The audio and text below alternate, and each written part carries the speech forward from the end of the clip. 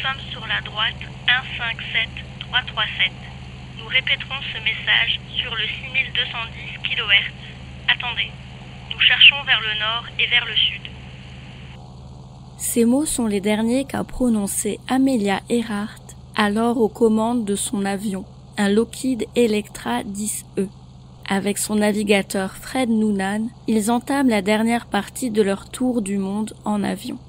Un tout dernier obstacle se dresse devant eux, et pas des moindres, traverser l'océan Pacifique. Le plan de vol préparé par les deux aventuriers prévoit un départ de la Papouasie-Nouvelle-Guinée, puis une escale indispensable sur l'île de Holland avant de repartir vers Honolulu et atterrir à Auckland en Californie, là où tout a commencé. L'étape entre la Papouasie-Nouvelle-Guinée et l'île de Holland est la plus longue de leur périple, plus de 4000 km au-dessus de l'océan, sans aucun moyen de se poser en cas d'urgence.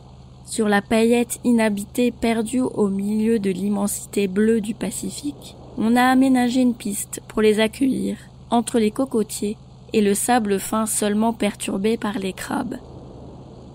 Fred Noonan paraît inquiet. Les yeux perdus dans son sextant et les sourcils froncés, il reprend ses mesures plusieurs fois. Leur position ne correspond pas à ce qui était prévu, et impossible d'avoir une mesure précise de leur position actuelle pour corriger leur trajectoire.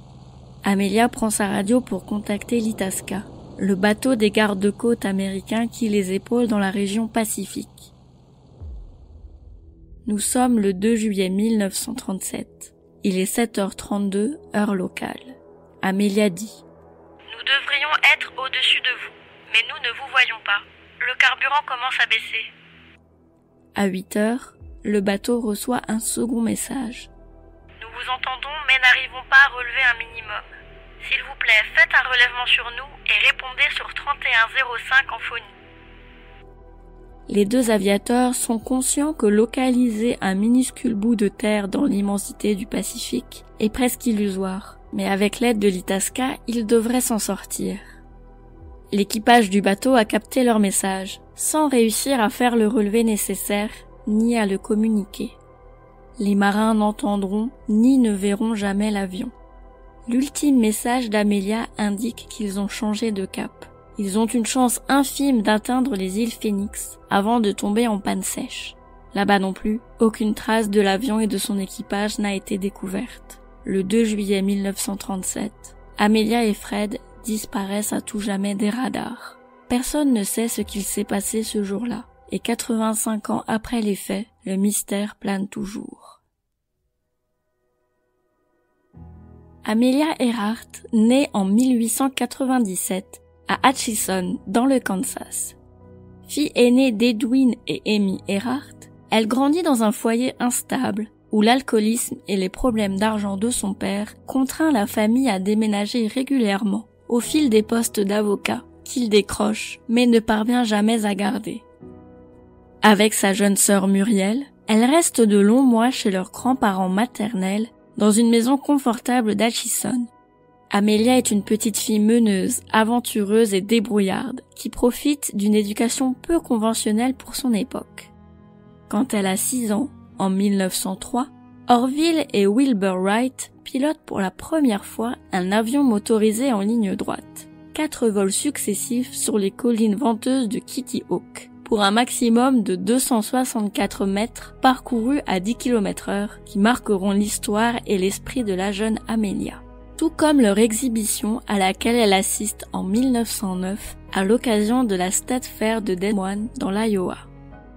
Le véritable déclic a lieu en 1920, alors qu'Amelia a 23 ans et monte pour la première fois dans le cockpit d'un avion en tant que passagère. C'est Frank Hawk qui lui offre son baptême de l'air.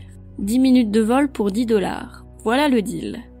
Au moment où les roues de l'appareil quittent le sol, c'est une évidence pour Amelia. « J'ai su que je devais voler », raconte-t-elle plus tard. C'est une autre femme qui lui apprend le pilotage, Netta Snook. Bien qu'Amelia ne soit pas sa meilleure élève, les deux jeunes femmes deviennent rapidement amies. Amelia paye ses 5 premières heures de vol, $1 la minute, mais pas les 15 autres nécessaires à l'obtention de son brevet de pilote.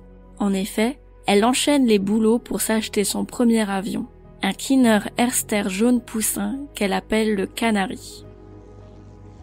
Dès qu'elle a du temps libre, elle quitte la terre ferme et s'envole dans son biplan pour tutoyer les nuages. En octobre 1922, elle atteint l'altitude de 4300 mètres. Jamais une aviatrice n'avait volé aussi haut.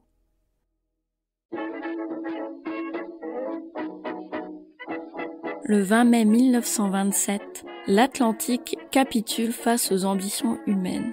L'océan qui sépare l'Europe du Nouveau Monde ne semble plus aussi infranchissable. Charles Lindbergh rejoint Paris depuis New York en 30 heures et 33 minutes.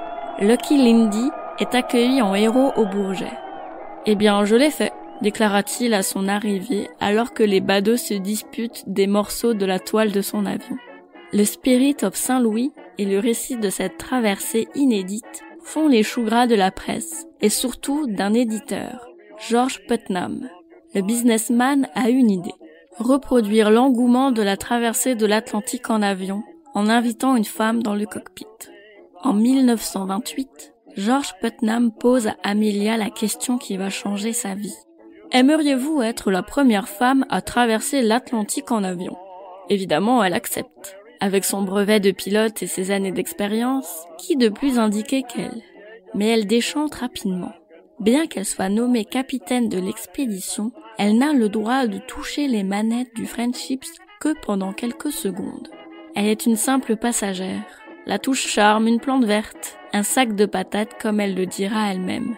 Malgré quelques ratés dus à une météo compliquée, le Friendship relie le pays de Galles depuis Terre-Neuve, après 20 heures de vol et un amérissage forcé par un manque de carburant. L'accueil à Londres fut triomphal, mais timide à côté de la liesse qui s'empare de New York, quand Wilmer Stultz, le pilote, Louis Gordon, le mécanicien, et Amelia retournent aux États-Unis. Tous les regards sont tournés vers elle. Elle a 31 ans, elle est d'une beauté éclatante, et le président Coolidge la reçoit à la Maison-Blanche. Lady Lindy est désormais une aviatrice célèbre qui se fait une promesse intime. Leur prouver à tous qu'elle est une pilote aussi capable que Lindbergh. Elle traversera l'Atlantique en solitaire. En 1932, elle tient parole et décolle d'Harbour Grace à Terre-Neuve à bord d'un Lockheed Vega rouge flamboyant.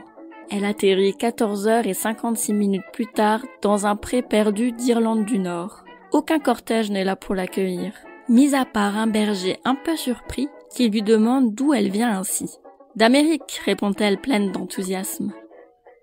Ainsi, Amelia devient la première femme à traverser l'Atlantique en solitaire, pulvérisant au passage le record de Lindbergh. 3 ans plus tard, elle est la première à rallier en solitaire encore Hawaï depuis la Californie, après plusieurs tentatives infructueuses d'autres aviateurs. Mais elle rêve d'un exploit encore plus grand. Après 5 ans de préparation, Amelia est prête pour son dernier défi. Un tour du monde en avion par l'Est, le long de l'équateur. Elle demande à Fred Noonan, un navigateur hors pair qui a fait ses classes dans la marine, avant de devenir un pilote commercial et d'ouvrir de nombreuses voies aériennes encore utilisées aujourd'hui, de l'accompagner. Le 20 mai 1937, Fred et Amelia décollent d'Oakland en Californie, à bord d'un Lockheed Electra modifié spécifiquement pour l'aviatrice. Ce bijou de technologie était qualifié de laboratoire volant par certains. 10 jours après leur décollage, ils quittent les États-Unis par la pointe de la Floride. Ils font escale au Venezuela, au Suriname, au Brésil, traversent l'Afrique, le Moyen-Orient et l'Inde. Comme Indiana Jones, ils marquent d'un trait rouge leur carte du monde. Ils longent l'Indonésie pour arriver au nord de l'Australie et atterrissent à Lae, en Papouasie-Nouvelle-Guinée, le 2 juillet 1937, après 43 jours de voyage. C'est la dernière fois qu'Amelia et Fred sont vus vivants. Elle était à l'aube de ses 40 ans, lui en avait 44. Les recherches entreprises par l'armée américaine restent vaines. La nature humaine n'aimant pas les histoires sans fin, les théories les plus fantaisistes émergent. Plusieurs d'entre elles sont centrées autour d'une île, encore plus petite que l'île d'Hollande, avant-dernière destination prévue par Amelia et Fred. Son nom, Niku Maroro, ou Garner 1, à l'époque d'Amelia. En 1940, les Britanniques ont établi une base militaire sur Nikumaroro. Un général prévient alors sa hiérarchie de la découverte d'un squelette humain incomplet qui pourrait être celui d'Amelia Earhart. En effet, l'île est située sur la fameuse droite 157337, sur laquelle volait le Lockheed Electra au moment de sa disparition. Est-il possible que les deux navigateurs se soient écrasés non loin d'ici et que le reste ait été charrié par la marée jusqu'à Nikumaroro? Où ont-ils atterri sains et saufs et vécu quelque temps sur l'île abandonnée au milieu des crabes et des cocotiers? À ce stade, on peut tout imaginer. Les 13 os découverts sont envoyés à un médecin légiste en place dans les îles Fidji. L'analyse rapide et limitée du docteur Hoodless conclut que les os seraient ceux d'un homme de petite taille, d'origine européenne ou métisse. Malheureusement, ces ossements ont été perdus et ne pourront jamais être analysés par les techniques modernes. Néanmoins, une relecture des relevés faits par Woodless en 2018 laisse penser que ces ossements ressemblent davantage au squelette d'Amelia qu'à n'importe quel autre individu. Dans cette histoire, il y a un élément qui a intrigué le TIGAR, une association qui a mené 30 ans de recherche sur Nikumaroro pour tenter de résoudre le mystère de la mort d'Amelia. Le corps humain possède 206 os. Si on fait le calcul, il en manque donc 193. Où sont-ils passés? Nikumaroro est déserte. Enfin, pas totalement.